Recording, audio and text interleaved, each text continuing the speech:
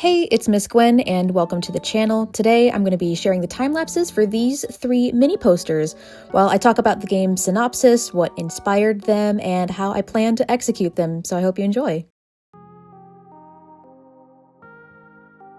Heather has been turning her life around for the sake of her young son, Mark.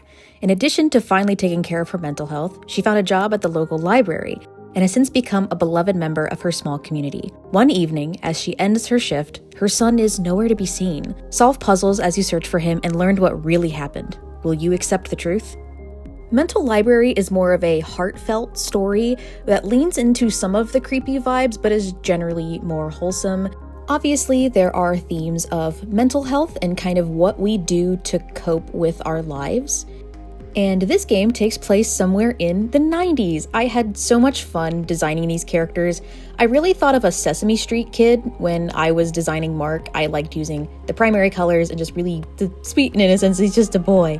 And then Heather definitely has the librarian vibes. I love her shoes, which is such a shame that you don't see them in this poster, but that's just not the kind of poster this is. As you will find with many of the games I'm going to talk about and make in general, I like puzzles and kind of escape room-esque games where there's lore and story, and Mental Library definitely leans into that, and for me is more of an introductory. The scope of this game is much smaller and I'm excited for you guys to see it. Sandy Truman has just married her best friend, Tom Truman, and she couldn't be happier. They embark on their honeymoon to the one and only Ocotillo Inn in Zenith Springs, a place Sandy has wanted to visit ever since she was small. They have an amazing first night, only for her to wake up alone. The world twists inside itself as you search for your beloved in what can only be described as a technicolored hellscape. Solve puzzles, search for clues, and find your husband before the walls swallow you both whole. This is a game where I definitely want to lean more into the horror. I'm kind of thinking Bates Motel, Twilight Zone, that kind of inspiration, those older shows and movies.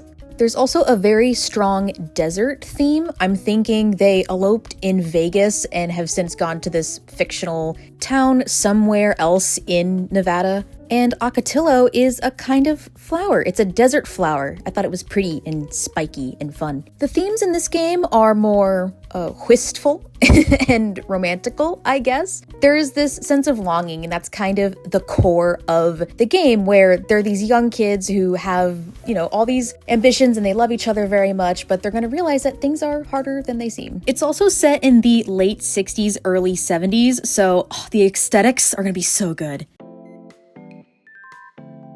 A shy emo, a reserved musician, the queen bee, and the class clown all work at Wiggly's, the local supermarket. Each of them has their reasons, and none of them want to stick around long. One evening, as they close up shop to leave, they realize they're trapped in the store. Their manager goes to call for help, but does not return. Now, it's up to them to see past their differences and find a way out together.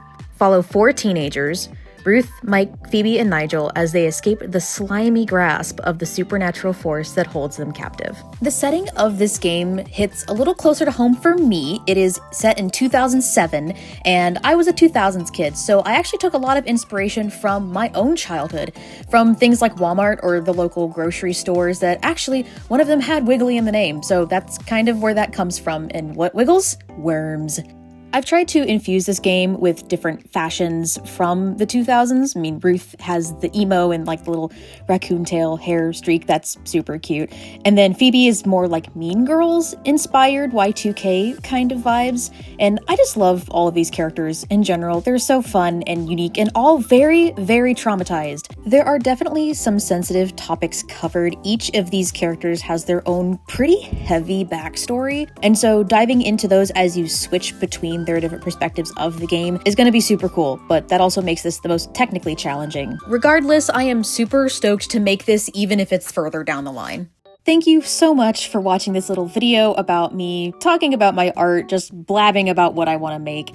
And yeah, this is one of my first YouTube videos ever, so I know it's a little jank. I know how to edit and make a video, I promise, but I'm editing this on my phone over a winter break, so. Regardless, I hope you've enjoyed and that you'll stay tuned to the channel. Should I post anything else, I really hope I will. Anyways, I'll see you next time. Subscribe, like the video, and other YouTube-y things I'm supposed to say, and I'll see you next time.